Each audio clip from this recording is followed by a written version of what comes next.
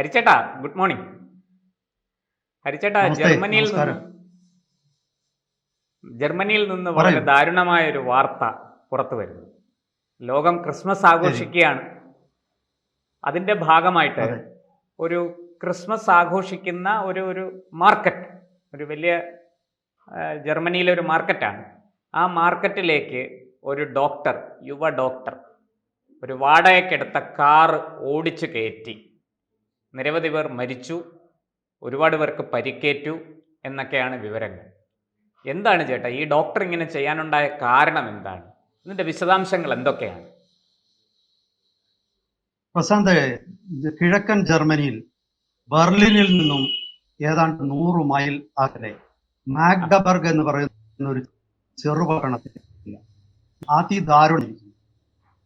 ഈ 50 വയസ്സോളമുള്ള ഒരു ഡോക്ടറാണ്. അദ്ദേഹം സൗദി നേറ്റീവാണ്. സൗദി അറേബ്യയിൽ നിന്നും ജർമ്മനിയിലേക്ക് എത്തിയ ഒരു വ്യക്തിയാണ്. ഇപ്പോഴവിടെ പെർമനന്റ് റെസിഡൻസി ഉണ്ട്. അദ്ദേഹം തൻ്റെ കാറ് ഏതാണ്ട് 400 മീറ്ററോളം ഈ മാർക്കറ്റിലേക്ക് ഓടിച്ചു കയറ്റി. 2 പേര് കൊല്ലപ്പെട്ടു. 10-14 ആൾക്കാർക്ക് വളരെ ഗുരുതരമായ പരിക്കുകളുണ്ട്. പിന്നെ എത്ര പേർക്ക് പരിക്കേറ്റു എന്നുള്ളതിനെ കുറിച്ച് ഈ വൈരുദ്ധ്യമുള്ള റിപ്പോർട്ടുകളാണ് പുറത്തു വരുന്നത്. ഉദാഹരണത്തിന് ചില പാശ്ചാത്യ മാധ്യമങ്ങൾ അനുസരിച്ചിട്ട് ഏതാണ്ട് 200ഓളം ആൾക്കാർക്ക് പരിക്കേറ്റിട്ടുണ്ടെന്നുള്ളതാണ്. അപ്പോ ജർമ്മനിയിലെ സുരക്ഷാ വീഴ്ചയായിട്ടാണ് ഞാൻ പ്രാഥമികമായിട്ട് ഇതിനെ വിലയിരുത്തുന്നത്. കാരണം ഇങ്ങനൊരു സംഭവം അവിടെ സംഭവിച്ചിട്ടുണ്ട്. അപ്പോൾ ഇത് സംഭവിക്കാതിരിക്കാൻ വേണ്ട മുൻകരുതലുകൾ, അതും ബെർലിനടുത്ത്, ഇത് ബെർലിനും ഇപ്പം മാഗ്ഡബർഗും രണ്ടും കിഴക്കൻ ജർമ്മനിയിലാണ്. അപ്പോൾ അത് അവർ ചെയ്യേണ്ടിയിരുന്നതാണ്. അവർക്ക് സുരക്ഷാ വീഴ്ച സംഭവിച്ചിരിക്കുന്നു. ഇതിൽ തർക്കമൊന്നുമില്ല. പിന്നെ അവിടുത്തെ മാധ്യമങ്ങൾ വളരെ അധികം ശ്രദ്ധയോടാണ് ഇത് റിപ്പോർട്ട് ചെയ്യുന്നത്. അപ്പൊ എന്നെ അതിശയിപ്പിക്കുന്ന ഒരു കാര്യം, ഈ പലപ്പോഴും ഒരു തീവ്രവാദ ആക്രമണം ഉണ്ടാകുമ്പോൾ പൊളിറ്റിക്കലി കറക്റ്റ് ആവാനാണ് ലോകത്തെമ്പാടുമുള്ള മാധ്യമങ്ങൾ ശ്രദ്ധിക്കുന്നത്. അതായത് ആക്രമണത്തിൽ ഇന്ന ആളാണെന്ന് വ്യക്തമായിട്ട് അവർ പറയില്ല. അത് തീവ്രവാദ ആക്രമണമാണോ എന്ന് പോലും പറയില്ല. പകരം അതിങ്ങനെ ഒരു ഒളിച്ചുകളി. ഇതുകൊണ്ട് എന്ത് നേട്ടമാണ് ഉണ്ടായത്? ഇപ്പൊ ഞാന് DW എന്ന് പറയുന്ന ജർമ്മനിയിലെ ഏറ്റവും പ്രമുഖമായ, അപ്പൊ അവര് വളരെ കൃത്യമായിട്ട് അവർ പറയുന്നുണ്ട്, ഏതാണ്ട് ആക്രമണം തന്നെയാണ്, ഇതൊരു അപകടമല്ല. ഇത് അവർ വളരെ കൃത്യമായിട്ട് പറയുന്നു. പക്ഷേ തീവ്രവാദ ആക്രമണമാണോ എന്ന് നമുക്ക് ഉറപ്പില്ല. അത് പോലീസ് അന്വേഷിക്കുകയാണെന്ന് പറഞ്ഞിട്ട് അവരൊരു ഒഴുക്കൻ മട്ടിലാണ് ഈ കാര്യങ്ങൾ ചെയ്യുന്നത്. പക്ഷേ അവരുടെ പരിപാടിക്കിടയിൽ അവര് അതിൽ അപ്പിയർ ചെയ്ത തീവ്രവാദത്തെ സംബന്ധിച്ച് വളരെ വിദഗ്ധനായ ഒരു വ്യക്തിയാണ്. അദ്ദേഹം ഇതിനകത്തിലെ വളരെ കൃത്യമായിട്ടുള്ള ഒരു കാര്യം അദ്ദേഹം വ്യക്തമാക്കിയിട്ടുണ്ട്. അദ്ദേഹത്തിന്റെ പേര് ഹാൻസ് ഷിൻലർ എന്നാണ്. അപ്പൊ ഹാൻസ് ഷിൻലർ വളരെ കൃത്യമായിട്ട് പറയുന്നുണ്ട്, ഇത് ഇസ്ലാമിക് സ്റ്റേറ്റിന്റെ ആക്രമണം ആകാൻ തന്നെ സാധ്യതയുണ്ട്. എന്താണെന്ന് വെച്ചാൽ അദ്ദേഹം പറയുന്നതാണ്, എനിക്ക് മറ്റു മാധ്യമങ്ങൾ റിപ്പോർട്ട് ചെയ്തിട്ടില്ല. ഹാൻസ് ഷിൻലർ പറയുന്ന അനുസരിച്ചിട്ട് ഈ കാറിന്റെ പുറകുവശത്ത് എക്സ്പ്ലോസീവ്സ്, അതായത് സ്ഫോടക വസ്തുക്കൾ നിറച്ചിട്ടുണ്ടായിരുന്നു. അതായത് ഈ ദുരന്തം എത്രയോ അധികം വലുതാകുമായിരുന്നു എന്നാണ് അദ്ദേഹം പറയുന്നത്. പക്ഷെ അത് പൊട്ടിത്തെറിച്ചിട്ടില്ല. പക്ഷെ ഇതൊന്നും പാശ്ചാത്യ മാധ്യമങ്ങൾ, ഞാൻ CNN-ഉം ഫോക്സ് ന്യൂസും BBC-യും ഒക്കെ നോക്കി, ഇവരാരും തന്നെ ഇതൊന്നും റിപ്പോർട്ട് ചെയ്തിട്ടില്ല. പക്ഷെ ഈ പറയുന്ന DW-യില് ഹാൻസ് ഷിൻലർ എന്ന് പറയുന്ന ഈ വ്യക്തി ഇത് പറയുന്നുണ്ട്. അതിന്റെ പുറകിലത്തെ ബൂട്ടില് ഇതുണ്ടായിരുന്നു എന്നുള്ള കാര്യം ഷിൻലർ പറയുന്നുണ്ട്. സ്ഫോടക വസ്തുക്കൾ. അപ്പൊ ഏതായാലും അവിടെ കൂടിയിരുന്ന ജനതയുടെയും അതുപോലെ തന്നെ ലോകത്തിന്റെ തന്നെ ഒരു ഭാഗ്യത്തിന് ഇത് പൊട്ടിത്തെറിച്ചില്ല, നിരപരാധികളുടെ ജീവൻ നഷ്ടപ്പെട്ടില്ല എന്നുള്ളത് വലിയ ആശ്വാസമായിട്ടാണ് ഞാൻ കാണുന്നത്. പിന്നെ ഞാൻ മനസ്സിലാക്കുന്നിടത്തോളം ജർമ്മനിയിലെ ഈ ക്രിസ്മസ് മാർക്കറ്റുകൾക്ക് ഉള്ളിലേക്ക് കാറ് കയറ്റാൻ പറ്റില്ല, വാഹനങ്ങൾ കയറ്റാൻ പറ്റില്ല. അവിടെ യൂണിഫോമിലും അല്ലാതെയുമുള്ള പോലീസുകാർ ഉണ്ടാവേണ്ടതാണ്. പക്ഷെ ഇതിലൊക്കെ എവിടെയോ വീഴ്ച സംഭവിച്ചു. ഇതാണ് ഞാൻ മനസ്സിലാക്കുന്നത്. ഇത് ഞാൻ പറഞ്ഞതുപോലെ 2016 അവിടെ ഇതേ രീതിയിലൊരു ആക്രമണം ഉണ്ടായതാണ്. അതും ബെർലിനിൽ തന്നെ, കിഴക്കൻ ജർമ്മനിയിൽ തന്നെ വീണ്ടും അത് ആവർത്തിച്ചിരിക്കുന്നു. പിന്നീട് മറ്റൊരു കാര്യം എനിക്ക് തോന്നിയിട്ടുണ്ട്. പറഞ്ഞോളൂ. ഒരു കാര്യം ചോദിച്ചോട്ടെ. ഇപ്പൊ ഇതൊരു IS ആക്രമണമാണെന്ന് സംശയിക്കുന്നു, നമുക്ക് അങ്ങനെ കരുതാം. അപ്പൊ അവിടെയുള്ള ഒരാളല്ലേ പറയുന്നത്. ഈ പറഞ്ഞതുപോലെ സ്ഫോടക വസ്തുക്കൾ നിറച്ച വാഹനം, കാറ് കൊണ്ടുവന്ന് ഇങ്ങനെ ഒരു ആൾക്കൂട്ടത്തിനിടയിലേക്ക് ഇടിച്ചു കയറ്റി അത് പൊട്ടിത്തെറിപ്പിച്ച് വലിയ തോതിൽ ജനങ്ങളെ കൊല്ലാനുള്ള ഒരു ശ്രമമായിരുന്നു നടന്നത് എന്ന് നമുക്ക് മനസ്സിലാക്കാം. ചേട്ടാ, ഇത് ചെയ്തത് ആരാണ്? ഇദ്ദേഹം ഏത് രാജ്യത്തെ പൗരനാണ്?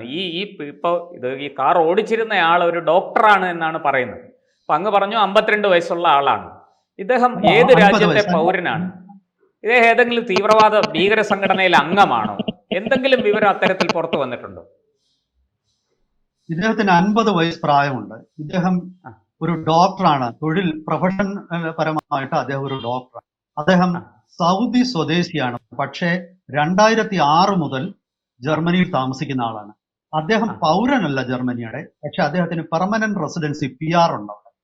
ഇതാണ് അദ്ദേഹത്തിനെ കുറിച്ചുള്ള വിവരം. അദ്ദേഹം മുൻ കാലഘട്ടങ്ങളിൽ അദ്ദേഹം ഇത്തരം തീവ്രവാദ പ്രവർത്തനങ്ങളിലും മറ്റ് കുറ്റകൃത്യങ്ങളിലോ ഉൾപ്പെട്ടിട്ടില്ലെന്നാണ് ഇതുവരെ അവിടുത്തെ മാധ്യമങ്ങളുടെ റിപ്പോർട്ട് പ്രകാരം നമ്മൾ മനസ്സിലാക്കുന്നത്. അപ്പോ പക്ഷേ IS ആയിരുന്നു.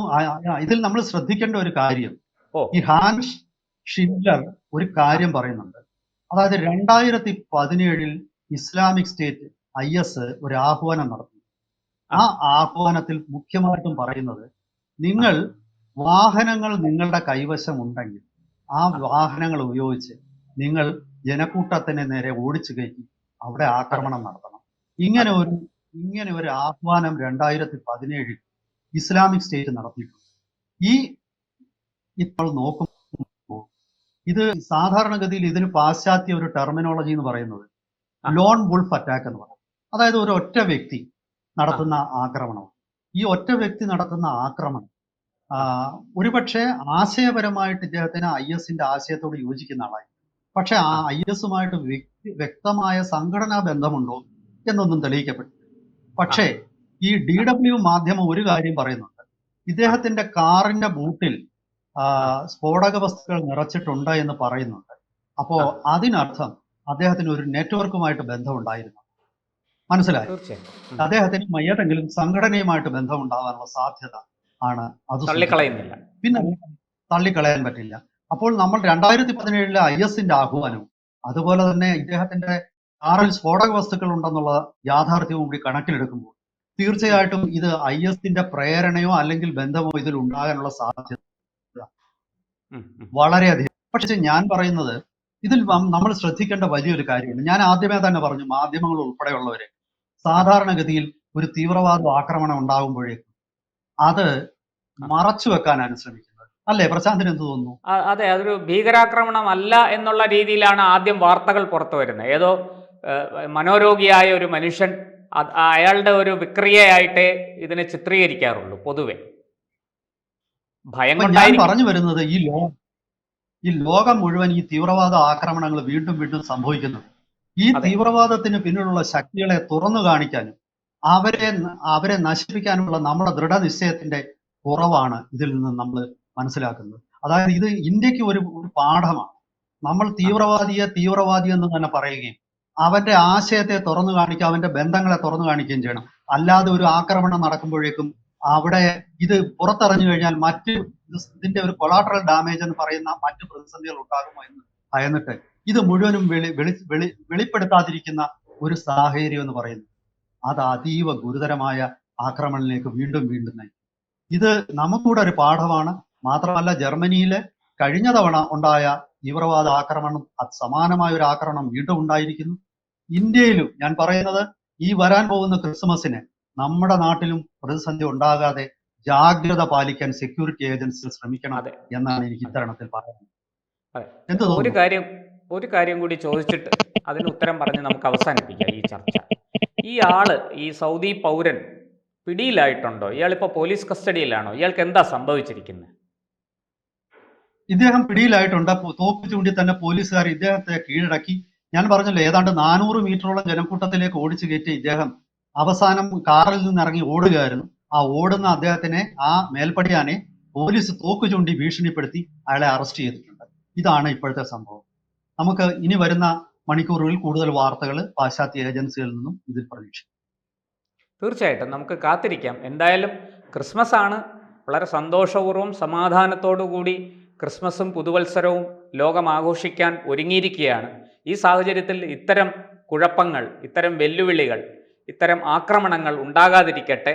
അതിന് സുരക്ഷാ ഏജൻസികൾ അതീവ ശ്രദ്ധയോടുകൂടി ജാഗ്രതയോടുകൂടി പ്രവർത്തിക്കട്ടെ. അതുമാത്രമേ നമുക്ക് ഈ അവസരത്തിൽ പറയാൻ കഴിയുള്ളൂ. തീർച്ചയായിട്ടും സമാധാനപൂർണമായ ഒരു ക്രിസ്മസ് ലോകം മുഴുവൻ ആഘോഷിക്കട്ടെ എന്ന് നമുക്ക് പ്രാർത്ഥിക്കാം. നന്ദി.